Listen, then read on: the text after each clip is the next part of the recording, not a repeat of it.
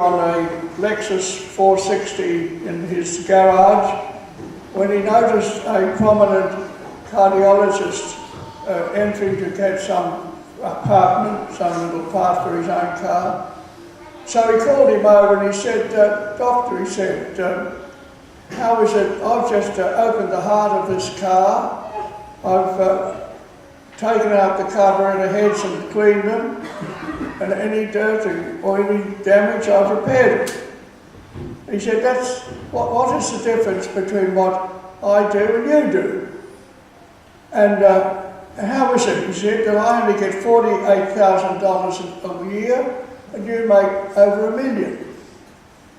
And the cardiologist looked at him for a while and he just whispered in his ear and said, "Have you ever tried doing what you did with the engine running?"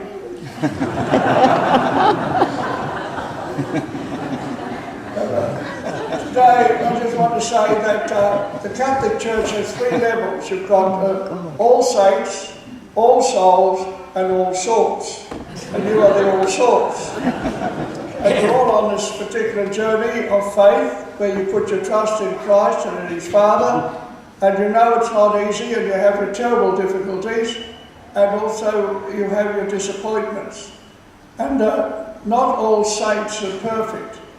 What we're talking about today is that the people we know have lived lives that we honour, dear ones in our families that have been taken from us by death. And they know they've suffered in their own way, looking after sick children or spouse or bearing the afflictions of life, but they've never wavered in their faith, and now they have received the reward of their faith, the destiny they have to see the face of God.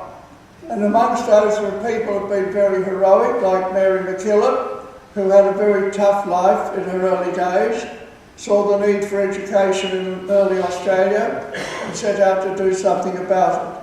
And she had her ups and downs, as you well know. She was excommunicated at one stage, but she never flinched. She never went away from her true calling. So that's that, and she's been blessed by the Church with the title of saint. But today it's all of us, all of people like yourselves and me that are struggling through life with faith in our hearts, who have our difficulties to face and our disappointments and our lack of faith at times. But always we're making our journey till the last moment when we see God face to face. And all our hopes and all our expectations and all those things that we want, our freedoms, we have in abundance. It's called going to heaven. What it is, it's hard to know. All we know is a transition from this state of existence to another life. A life that is going to be full and bounteous and beautiful. And it's because we're going to be the source of all life with God Himself. But it doesn't mean that life is easy. It doesn't mean that we're all perfect. Not at all. St. Augustine was one of the great saints of the Church, and he once said, "Lord, make me chaste, but not yet." And so it is, we have our difficulties, and we know that. But we've got great trust and hope that God is loving us and rewarding us with that wonderful death and time with Him. And also then we have all souls. Who are they? It's basically people at that last moment of death, when the struggle for the soul, as I said earlier, to leave the body. There's a time when people need that particular prayer that the Church offers tomorrow for all souls, and for we're praying for today. Because we all got people we know that we've loved, who maybe in different areas have failed, but who have got the great grace from our prayers to be with God in heaven. And then there's ourselves. We plod each day along. We have our ups and downs, as we all do, and our health issues, other issues, many of which we don't talk about, but they're there. But all the time, you've got that call of Jesus Christ. Blessed are you who are people of faith. Blessed are you that get strength from God when you suffer. Blessed are you when you mourn, that you know there's hope for all of us.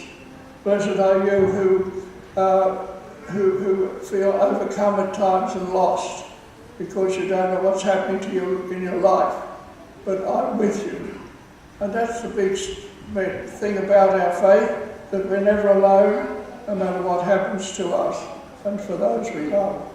So remembering them, and today we've got the lavender, as we're just remembering someone dear to us. We've all lost dear ones, and we just place it there, and then we'll go on the altar and join in the great offering of the Mass. The children have got the opportunity to take the daisies, or the little white flowers, and knowing that the people in their life that they've loved are in a very happy place now with God. And so they'll put their little offering there too. And so it is on this day of All Saints, All Souls and All Sorts. We've gathered together just to thank God for the faith we share and to be strengthened in our pilgrimage. We know that our movement forward is relentless and that one day we'll have the full reward of our hope and our struggle and our trust in God.